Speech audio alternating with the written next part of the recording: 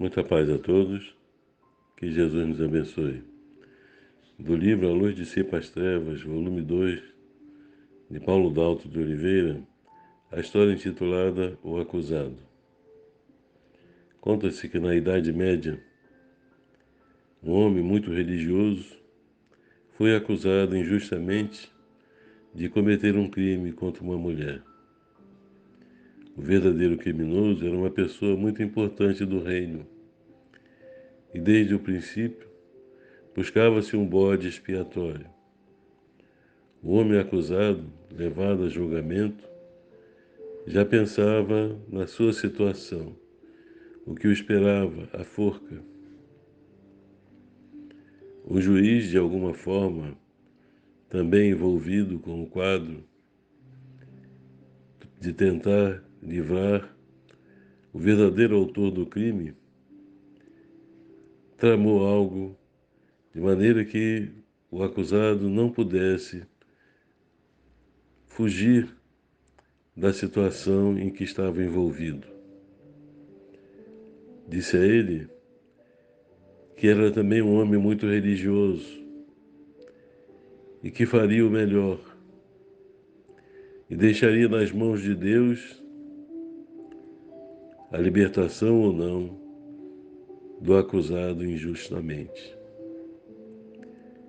Escreveu em 2 papéis, num deles, pelo menos afirmou que faria isso, que escreveria a palavra acusado em um dos papéis e a palavra inocente no outro papel. Embolou e colocou sobre a mesa, pedindo para que o acusado escolhesse um dos papéis. Naturalmente que ele não sabia qual dos dois estava escrito inocente ou culpado. Na realidade, o juiz havia escrito culpado nos dois, porque qualquer um que ele escolhesse o levaria à forca. E ele então, diante daqueles papéis, temeroso, sabendo o que o esperava, teve uma ideia e rapidamente apanhou um dos papéis, colocando na boca e engoliu. As pessoas que estavam ali na condição de testemunhas ficaram chocadas. Como pode? Por que você fez isso? Agora, como vamos saber qual foi a palavra que você escolheu? Ele disse, não há problema, pois que se eu engolir uma, basta abrir a outra e saberão qual foi a que eu engoli. E certamente acabou sendo liberto, pois que a palavra que estava sobre a mesa indicava que ele era culpado. Pela lógica, a que ele havia engolido é que era inocente. Assim, meus irmãos, anos depois, período da Idade Média, observamos que situações semelhantes, embora uma forma diferente, ainda acontecem no nosso tempo. A dificuldade da transformação, da melhoria do homem, que caminha para o seu próprio progresso, mas de forma muito lenta. No entanto, nós sabemos, conforme disseram os benfeitores espirituais, que nós vivemos num mundo de provas e expiações, mas caminhando para a regeneração. E segundo os benfeitores, esse processo já teve início desde que veio à luz a obra da codificação espírita por Kardec. Primeiramente, o Livro dos Espíritos, em 1857. Então, a partir dessa data, iniciou-se o processo de regeneração. Porém, não é um processo também rápido, é lento e vai acontecendo aqui e ali. Observamos, por exemplo, que já existem alguns países onde já não há mais miséria,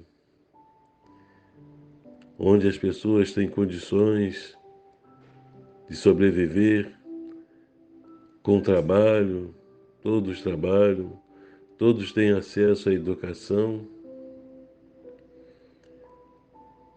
tratamento de saúde.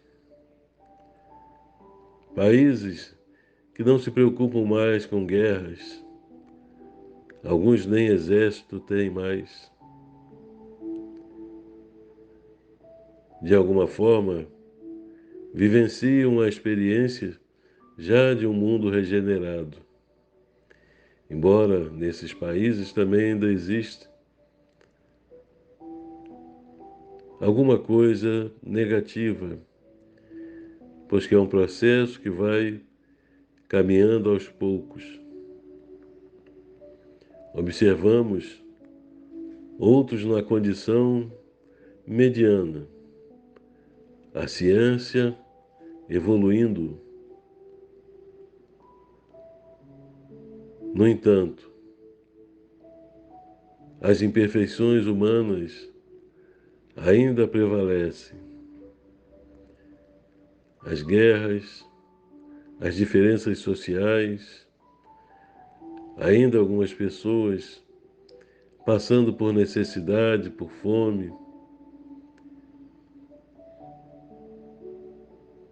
ainda outros povos com experiências mais dolorosas, sem o avanço da ciência, sem o avanço das condições morais, muita corrupção, violência, e ainda existem locais onde pessoas morrem à fome, sem o cuidado de quem quer que seja, sem a preocupação daqueles que caminham numa condição superior. Vemos as mudanças, mesmo dentro dos países como o nosso, que existem cidades já em condições melhores, existem estados mais adiantados uns do que os outros. Então o processo vai acontecendo. No entanto, meus irmãos, conforme dissemos, caminhamos ainda muito devagar, mas estamos seguindo e aos poucos todo o nosso planeta estará regenerado. A situação do nosso irmão certamente foi inspirado pelo alto, pelo seu anjo de guarda, pelo seu guia, por uma entidade amiga para agir daquela forma. E sabemos que nesse mundo, ainda muito voltado às imperfeições, corremos os riscos de passarmos por problemas sérios, graves, de estarmos diante de uma ameaça de morte, quando a confiança em Deus, o pensamento elevado, a sintonia com os benfeitores, pode também nos proporcionar a inspiração segura para sairmos desse quadro e darmos solução aos nossos problemas. Os problemas fazem parte do nosso processo evolutivo, pois que ajuda-nos a desenvolver a inteligência e a moral.